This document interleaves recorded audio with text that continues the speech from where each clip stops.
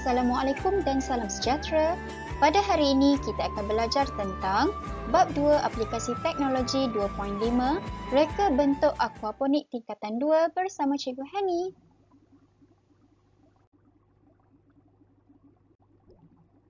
Pada hari ini kita akan belajar satu sahaja subtopik iaitu 2.5.1 Maksud Aquaponik dan menerangkan reka bentuk aquaponik. Dalam subtopik ini, kita akan meneliti satu demi satu tentang maksud aquaponik, sistem kitaran aquaponik, aquaponik secara takungan dan juga kitaran, serta reka bentuk sistem aquaponik. Okey, yang pertama sekali kita akan lihat apakah yang dimaksudkan dengan aquaponik. Alright, aquaponik adalah satu gabungan teknologi pertanian ternakan ikan iaitu aquakultur dan aktiviti menanam tanaman tanpa media tanah iaitu hidroponik dalam satu pusingan air ataupun dalam satu circulation. Terdapat 3 unsur yang sangat penting dalam aquaponik iaitu yang pertama ikan, yang kedua tanaman dan yang ketiga bakteria. Ketiga-tiga unsur ini mempunyai hubungan yang saling menguntungkan iaitu yang dipanggil simbiosis mutualisme.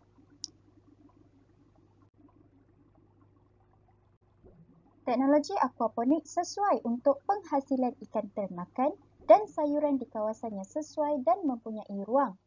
Mari kita lihat hubungan antara unsur ikan, bakteria dan tanaman dalam sistem aquaponik. Okey, yang pertama sekali adalah ikan. Ikan yang diternak akan mengeluarkan sisa-sisa makanan yang mengandungi amonia dan juga kotoran bagi tanaman. Seolah-olah ikan ini menghasilkan baja untuk tanaman tersebut. Seterusnya adalah bakteria. Bakteria berfungsi untuk menapis dan mengubah amonia menjadi nitrat serta menjadi zat makanan yang diperlukan oleh tanaman. Hal ini kerana amonia yang terdapat di dalam air tidak boleh diserap oleh tanaman dan perlu diubah kepada bentuk nitrat dan nitrit oleh bakteria supaya boleh diserap oleh tanaman dengan mudah. Dan kemudian tanaman. Tanaman yang hidup subur akan menyalurkan oksigen yang bebas amonia yang diperlukan pula oleh ikan. So begitulah circulation ataupun kitaran dalam sistem aquaponik ini. Tujuan utama sistem aquaponik adalah untuk mengekalkan kualiti air dan dapat mengurangkan kadar amonia di dalam air supaya dapat dimanfaatkan oleh organisma lain. Selain itu, aquaponik juga dapat menjimatkan ruang dan dapat menghasilkan 2 jenis makanan manusia secara serentak, iaitu tanaman dan juga ternakan. Apakah yang dimaksudkan dengan sistem kitaran aquaponik pula? Sistem kitaran aquaponik ialah sistem pengairan air dari kolam ikan ke media penanaman dan air akan dikitar semula ke dalam kolam. So, air dari kolam ikan yang kaya dengan bahan-bahan organik itu akan diserap pula oleh tanaman dan air yang mengalami proses kitaran aquaponik yang lengkap itu pula akan menjadi jernih. Mari kita lihat sistem kitaran aquaponik. Okay, sebelum itu, murid-murid kena tahu bahawa sistem aquaponik terbahagi kepada 2 bahagian. Bahagian yang pertama adalah bahagian hidroponik iaitu digunakan untuk menyuburkan tanaman dan bahagian kedua iaitu bahagian aquakultur iaitu bahagian yang digunakan untuk menternak hidupan akuatik. Mari kita teliti satu demi satu proses kitaran aquaponik. Okay, yang pertama adalah ikan. Ikan akan menghasilkan amonia dan urin yang kaya dengan nutrien serta sesuai untuk tanaman yang diserap oleh akar untuk tumbuh. Seterusnya, air akan keluar dari tangki ikan untuk dipam keluar ke bekas tanaman.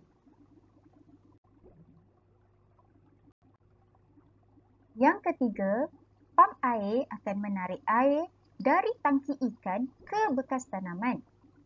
Air yang keluar dari pam air tersebut akan menuju pula ke bekas tanaman melalui dulu penapis bio. Air yang masuk ke penapis bio akan mengubah amonia menjadi nitrat serta menjadi zat makanan yang diperlukan oleh tanaman. Dan yang keenam, air yang keluar dari penapis tadi akan masuk pula ke bekas tanaman. Tanaman menggunakan nitrat sebagai nutrien.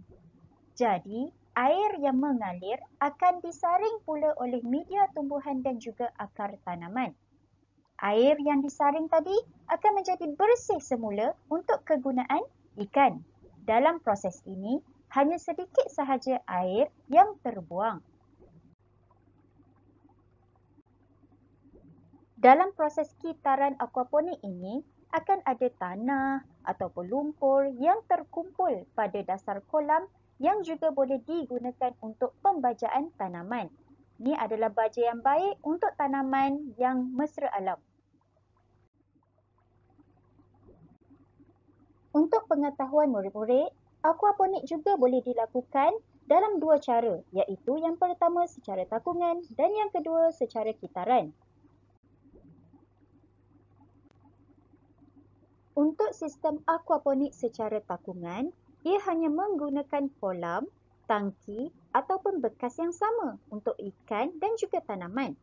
Ikan akan dipelihara di dalam bekas dan tanaman akan berada di atas permukaan air dengan akar yang terendam.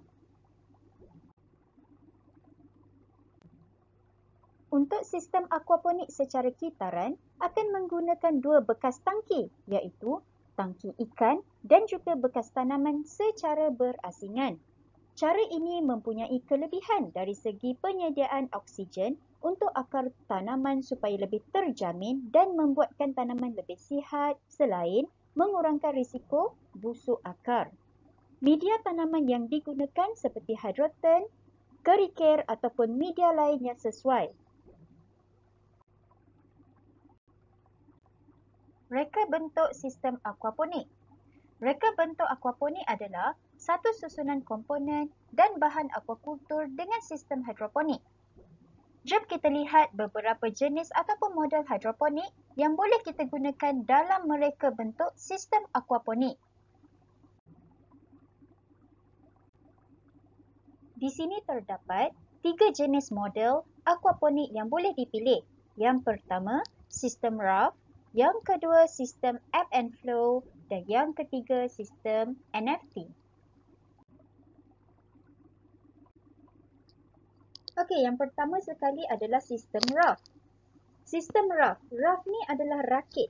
Okey, sistem ini adalah tanaman yang diletakkan terus di atas permukaan air sehingga akar tanaman terendam di dalam air dengan menggunakan styrofoam, span ataupun bahan-bahan yang sesuai dengannya. Kelebihan sistem ini adalah akar tumbuhan boleh menyerap nutrien organik di dalam air secara langsung. Ini menjadikan tumbuhan tumbuh dengan lebih cepat berbanding dengan sistem lain. Yang kedua adalah sistem ebb and flow.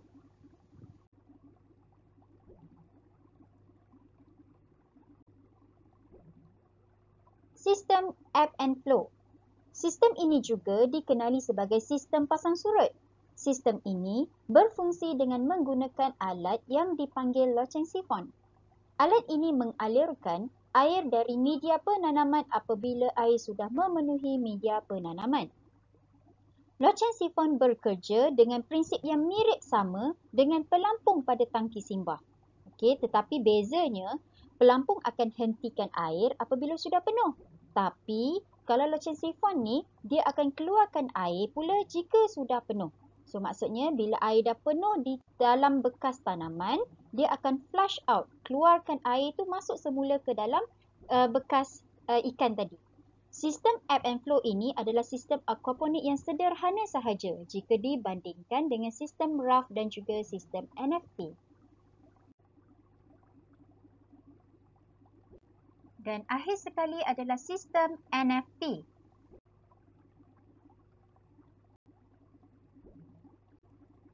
Sistem NFT. NFT adalah singkatan daripada perkataan Nutrient Film Technique. Sistem NFT ini seolah-olah seperti sistem RAW, tetapi sistem ini tidak menggunakan media penanaman dan hanya akarnya menyentuh lapisan air yang mengalir. Air yang mengalir itu tidak boleh bertakung dan sentiasa mengalir dengan cepat. Kelebihan sistem ini adalah air yang digunakan untuk mengairi tumbuhan adalah sedikit. Di sini terdapat jadual perbandingan 3 sistem dalam aquaponik. Yang pertama kita lihat dari aspek penambahan jisim tumbuhan. Kalau kita lihat dari segi aspek ini, sistem ebb and flow adalah sistem yang terbaik berbanding dengan RAF dan NFT. Manakala dari segi aspek pertumbuhan bebas tumbuhan, ebb juga merupakan sistem yang terbaik berbanding sistem yang lain. Untuk aspek oksigen terlarut ataupun penggantian air dan kekondaksian, semua sistem hampir sama memberi kesan ataupun keputusan yang hampir sama. Manakala bagi ikan, nisbah pertukaran makanan ataupun kadar pertumbuhan ikan tertentu juga memberi keputusan yang hampir sama. Hal ini menunjukkan ebb dan flow merupakan antara sistem yang terbaik jika dibandingkan dengan 3 sistem yang lain. The plants need it because it's nitrogen. It's one of the main nutrients. We have one pump that push it all up to this pipe. Where the water pressure is enough to push them here, and it comes all the way down here. Then when it comes all the way down here, the beds, right, it will accumulate the water for the plant below, and there's a hole in the bed, in the middle of the bed that's dropping water. You can see there, right at the bottom. So roughly the whole system, right, I can create 11,000 individual vegetables, anything including leafy greens, right? And then we can do flowering plants, but pests will be a problem. Therefore, we won't grow any strawberries or cucumbers. Yeah, then I can bring you around to see what veggie we have.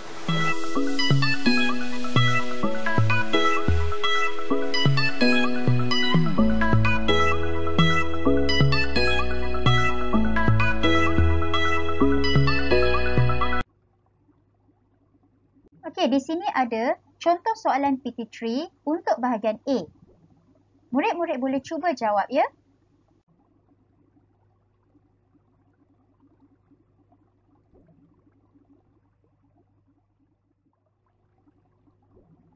Ini pula contoh soalan PT3 untuk bahagian B.